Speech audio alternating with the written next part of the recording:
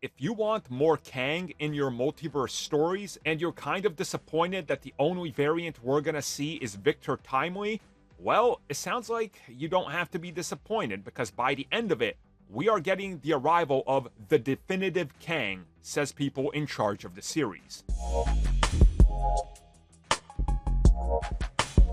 Quite obviously, if you've seen Ant-Man and the Wasp: Quantumania, especially the post-credit scene, you obviously know that the Council of Kangs has convened and they know about what's going on. With the announcement of Victor Timely being the primary Kang in Loki Season 2, there was a lot of disappointment. A lot of people were genuinely sad that, oh, it's another smaller sidestep and it's a side story. Well, don't fear, as the director of Loki recently spoke a little bit more about what's going on. And he said the whole point here is, yes, to show us that there are more Kangs out there that are vastly different. He who remains is different than Victor Timely, who's different than Kang the Conqueror.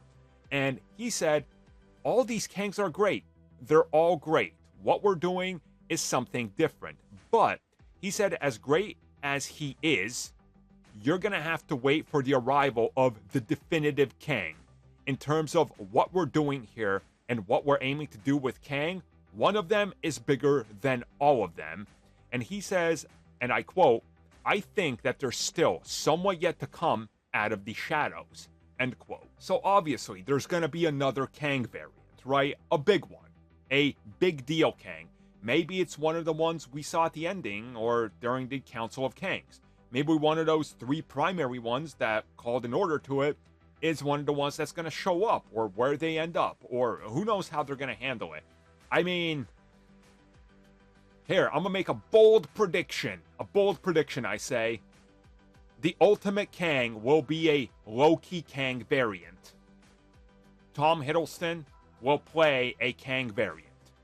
Maybe, I don't know. I'm just spitballing here, going crazy. But something crazy, right? Something that puts more pressure on the future, on everything that hangs on Loki's plot and story and how it all ties in. I mean, that would be like the ultimate swerve. But I am interested to see who they have in store here and just how far do they go with this. Like, what's the idea here, you know?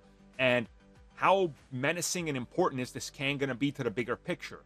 Does this season leave off and suddenly we're at a giant crossroads of, oh my god, we don't get another season. We just got to wait for, I guess, the Kang Dynasty to see how this plays out? Or do we get another season that explains further how this is all connected and they build up the anticipation for more variants?